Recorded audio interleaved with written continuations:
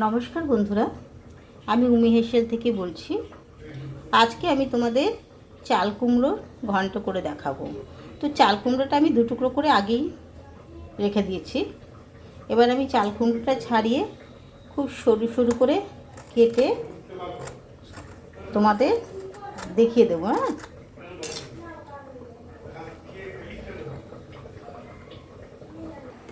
চাল কুমড়ো ঘন্টটা করার জন্য আমি চাল কুমড়োটা ধুয়ে কেটে নিয়েছি।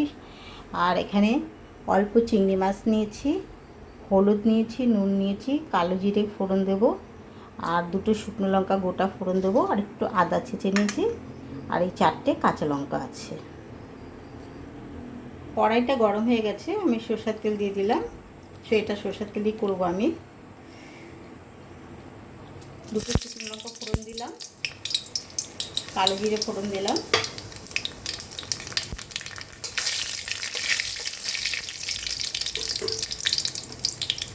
এবার চাল কুমড়োটা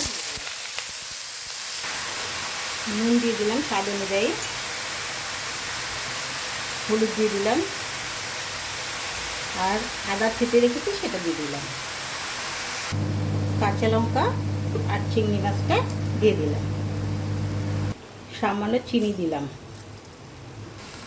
আমার চাল কুমড়োটা হয়ে গেছে বন্ধুরা। একটু জল লাগেনি, একটু সামান্য ধনে পাতা দেবো, কেননা এটাতে কোনো মশলা দেওয়া নেই, সিম্পলভাবে রান্না।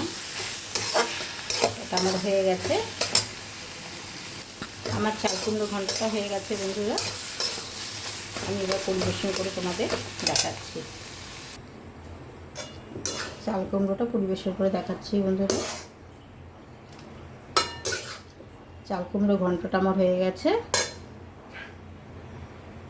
আমার চাল কুমড়ো ঘন্টটা হয়ে গেছে বন্ধুরা। তোমাদের যদি ভালো লাগে লাইক করো, সাবস্ক্রাইব করো, কমেন্ট করো, কারণ চাল কুমড়ো তরকারিটাতে বিনা মশলা ছাড়া এত সুন্দর ঘন্ট হয়েছে মানে ভাবতে পারবে না। দারুণ দুর্দান্ত স্বাদের এই চাল কুমড়ো ঘন্ট হয়েছে। থ্যাংক ইউ, ধন্যবাদ।